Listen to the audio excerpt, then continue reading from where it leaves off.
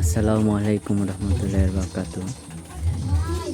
আমি ভিডিওতে বলছিলাম যে রামেসার হত্যার বিচার হবে না।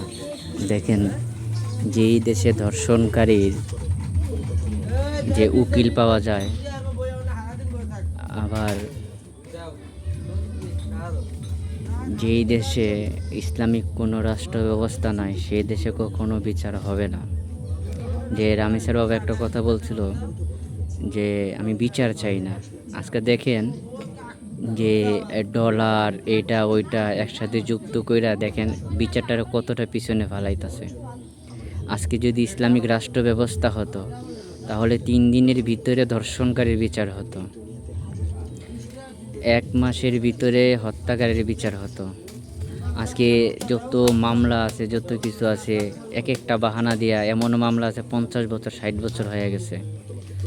এমনও মামলা আছে নির্দোষ সাজা খাটতাছে, দোষী বাহিরে ঘুরতাছে।